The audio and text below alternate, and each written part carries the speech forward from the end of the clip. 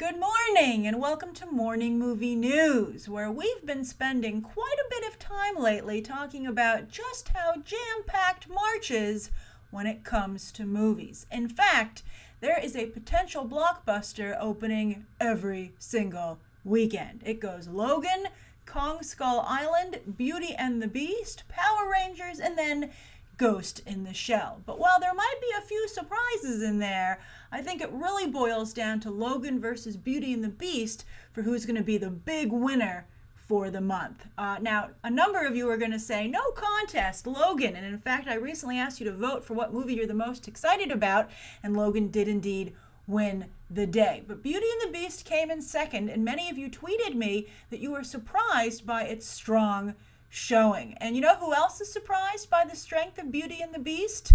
Fandango, which late last week reported that its sales, its advanced ticket sales, are what they would normally see for a quote-unquote superhero movie. That is quite the comparison for a Disney live-action fairy tale in terms of box office, and I'm sure Disney is salivating. Although it's no accident, because they have set up Beauty and the Beast to perform somewhat like 50 Shades, which did very well its first film, but I think even more so like Twilight. In fact, the director of the final two Twilight movies is the director of the Beauty and the Beast film. And those films, of course, made quite a bit of money.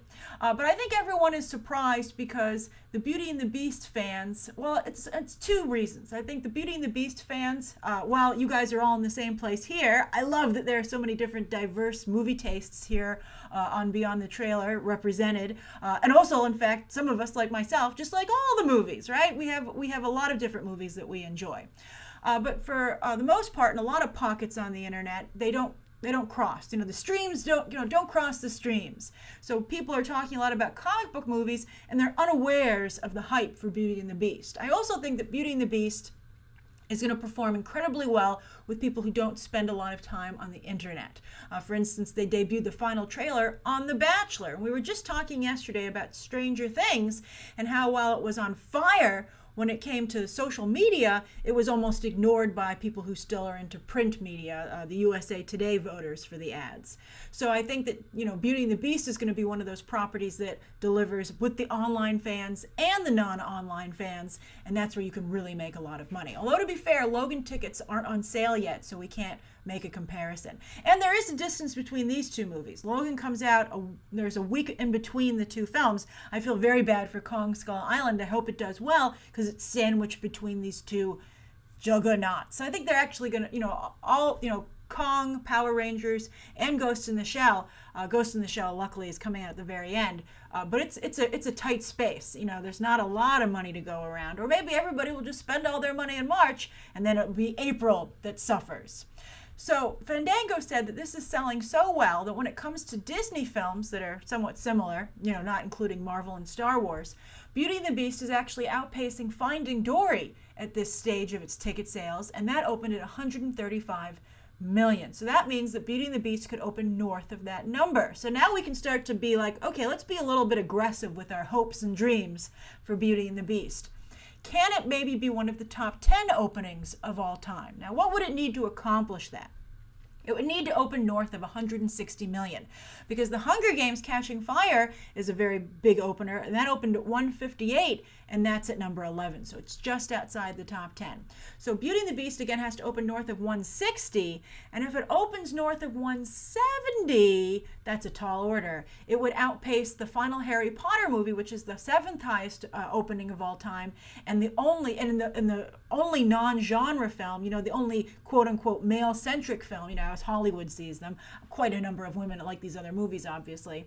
But it would be, the only, non-male-centric film in the top 10 list besides Harry Potter. So that's very exciting. So if it just gets into the top 10, there'll be 2 of them. And if it can beat Harry Potter, it will be the highest female-centric film, in the biggest openings of all time. But it's definitely, it looks like, going to be the biggest Disney live-action fairy tale opening of all time, no matter what.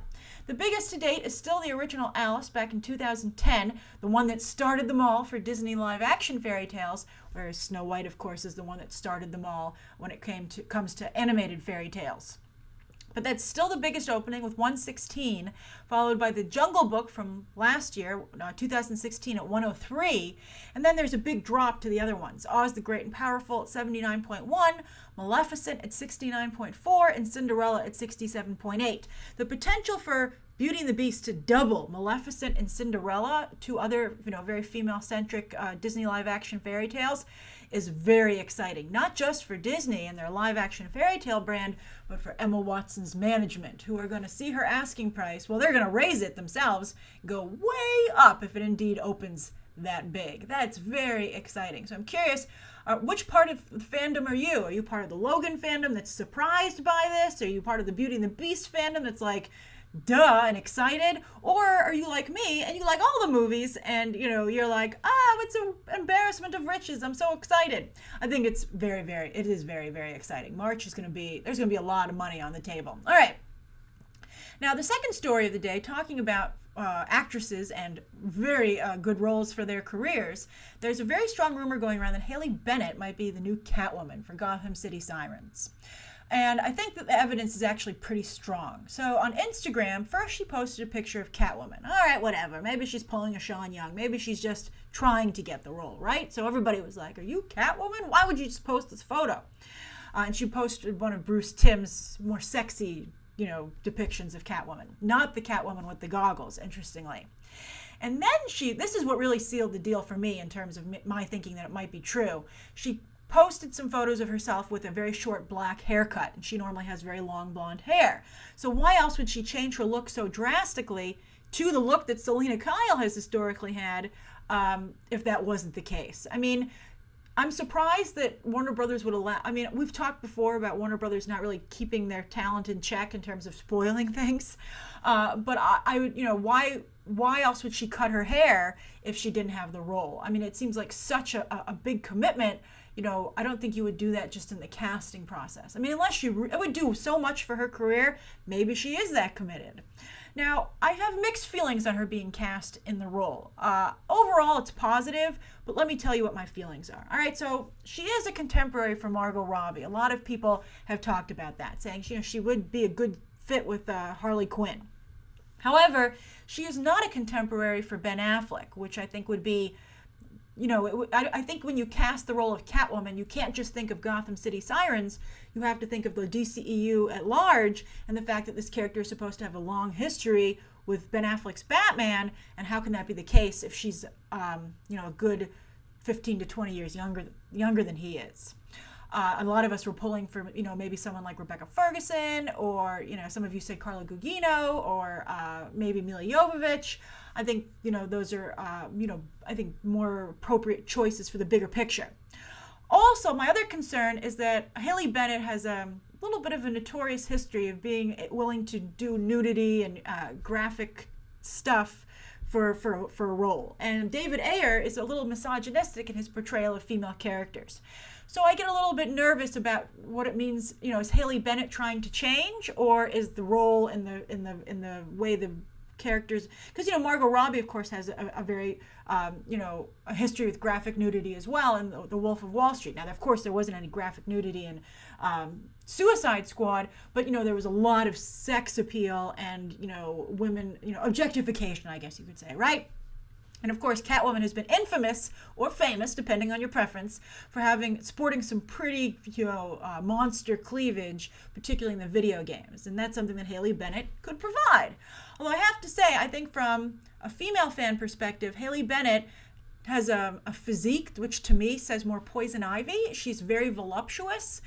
In fact, she's a little bit off scale, so because she doesn't have an athletic figure, it's a little bit like making Pam Anderson Poison Ivy. I just don't see her being a cat burglar who runs around a lot and does a lot of jumping, quite frankly. I think she'd be a fantastic Poison Ivy, but, I just think she seems a little off balance. But, who knows what costume David Ayer has in mind. If they were going to go with the Bruce Timm look, maybe that would be a little bit more, I think, of a better fit. But I will say that I really enjoyed Haley Bennett in Magnificent Seven. I thought she did a fabulous job in her performance. I thought she had an inner strength, which would contrast from the extroverted Harley Quinn that Margot Robbie plays. And I feel I could see her being a little cat-like, a little mysterious. I think she has the small features for that. And in that regard, I could see her pulling it off. So I have to see more, but I think there's a very good chance that Haley Bennett is Catwoman based on these photos that she's posted. And I'm open to the idea, and I'm curious to see more. But I'm curious, what do you think of Haley Bennett potentially as Catwoman, and what do you think of the pros and cons that I've outlined here? Now, for the third story of the day, M. Night Shyamalan has confirmed that Split 2 is moving ahead. Now, this story contains spoilers for Split. So if you have not yet seen Split, I would suggest, and if you plan to see it, maybe you don't plan to see it, but that's a mistake. You should check it out. If you want to avoid spoilers, I'm giving you a chance to skip ahead to the viewer question, and you can do that via the chapter times in the video description. All right. Still here? Okay, so Split 2 is confirmed, which of course means Unbreakable 2 is confirmed. Now, M. Night Shyamalan has said, when the movie came out, that he was going to get to work on an outline for another film, which would, be an official Unbreakable sequel. And now he has tweeted that he does indeed have an 11-page outline completed. That's a very long outline. That must have a lot of beats in it. And he says that James McAvoy will be in it. Bruce Willis, of course, will return because he already did the cameo at the end of Split, so he's on board. And M. Night Shyamalan is going around telling everyone that every time he sees Samuel L. Jackson, he wants to come back and play Mr. Glass again as well. So it looks like this is indeed going to happen. And Split is doing so well that I think it's unlikely that Universal, and I think now Jason Blum, who's very much in the M. Night Shyamalan business, will not greenlight this. So this is the next question. Can they make Unbreakable 2 a low-budget movie? I think that would be an ideal situation if M. Night Shyamalan wants to continue to be full of wind, because I don't quite know how strong the Unbreakable brand is. It came out in 2000, so that's 17 years ago. And a number of people who've seen Split, while some people get very excited at the ending, some people are like, I have no idea what that's referencing. So they have some work to do in building up the hype for another Unbreakable movie. It's basically an ultra-realistic comic book movie, and I think there is space in the market for such a film. Now, the last two movies that M. Night Shyamalan has made, The Visit and Split, have done very well and been big wins for him, not only because they did well at the box office, but because they were so inexpensive to make. They both cost just $10 million, and he actually self-financed them to maintain ownership and creative control, which has worked out very well for him. But the first Unbreakable cost $75 million to make, and that was back in 2000, so it would cost probably north of $100 million today. It doesn't look like it would cost $100 million. I would guess that a lot of that was people's salaries. So to keep this movie budget down, he's not going to be able to do it for 10.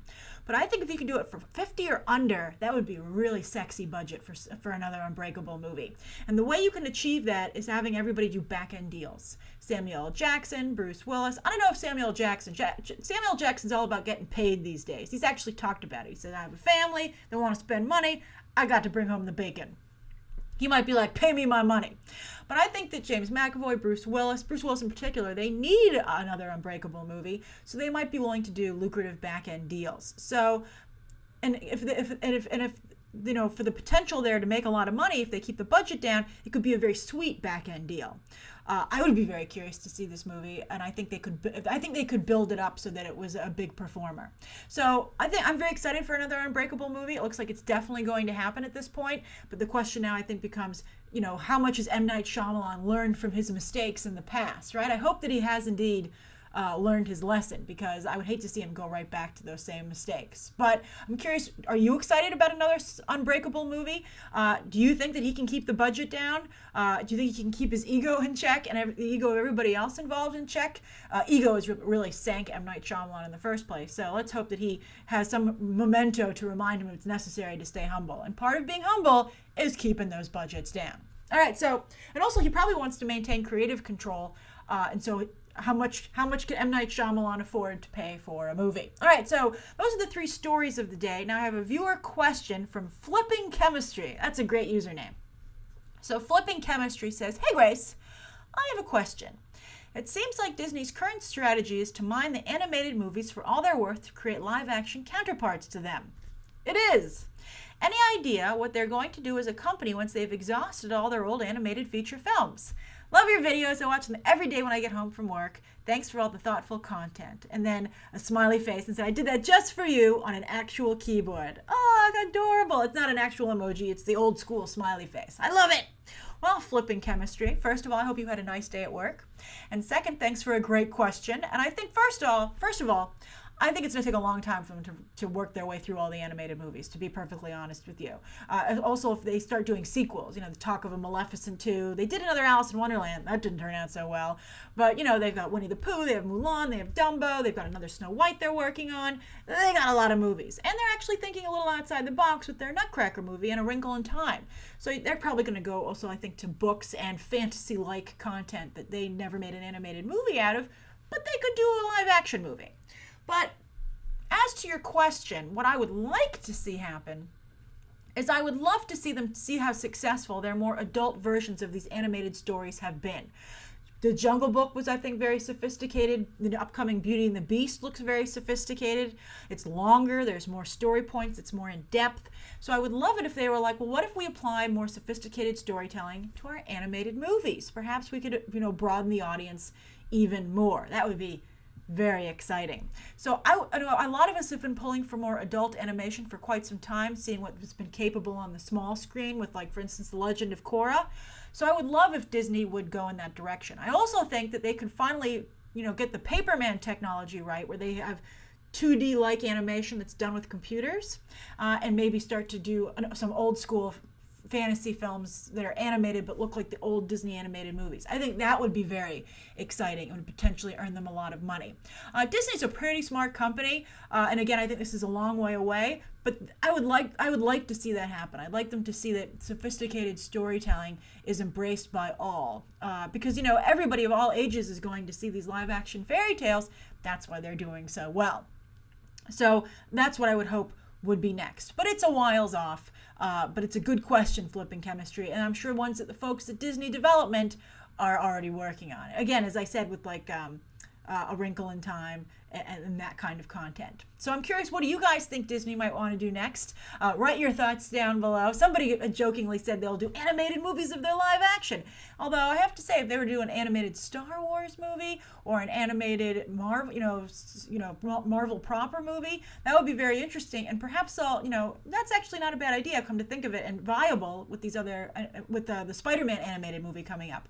I'm sure they'll keep an eye on seeing how Sony's animated Miles Morales movie does. And if it does well, maybe they won't just do like the Big Hero 6 Marvel animated movie, but maybe they'll consider actually doing one. Maybe that will be how the microverse is, we'll see what they do with Ant-Man and Wasp, the sequel, but maybe, I would be pretty interested in that. But write your thoughts down below. Thank you for a great question, Flipping Chemistry. Thank you, everybody, for tuning in. Please write down below, I think, today's top 3 stories, that viewer question from Flipping Chemistry, anything you'd like to see covered tomorrow, and any questions that you might have. Thanks for watching.